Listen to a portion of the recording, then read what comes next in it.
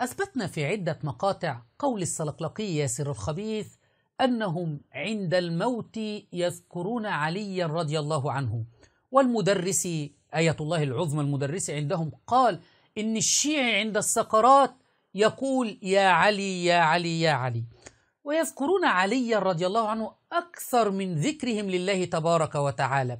واليوم خرج علينا المعمم علي القراني مؤكدا هذا المعنى وشارحا لماذا يذكرون عليا رضي الله عنه هكذا، يقول أن الشيعة عند الموت عند السكرات يرون علي بن أبي طالب رضي الله عنه، يأتي عليا عياذا بالله إلى كل شيعي عند الموت كما يزعم علي القراني. نحتضر وأقاربنا حوالينا، ماذا يجري لنا؟ أعظم أمنية عندنا أنه نشوف وجه أمير المؤمنين سلام الله، أنه نشوف وجه أمير المؤمنين سلام الله.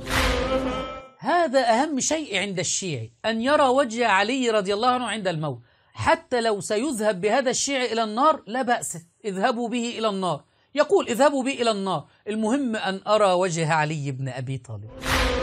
والله إذا أنا باحتضاري رأيت أمير المؤمنين خلي هو ياخذني لجهنم أنا راضي، أنا شفته، هذا إخلاص. أمير المؤمنين خلي هو ياخذني لجهنم أنا راضي، أنا شفته، هذا إخلاص. الإخلاص أن ترى وجه علي بن أبي طالب حتى لو ستذهب بعدها إلى النار. أين عقول هؤلاء الشيعة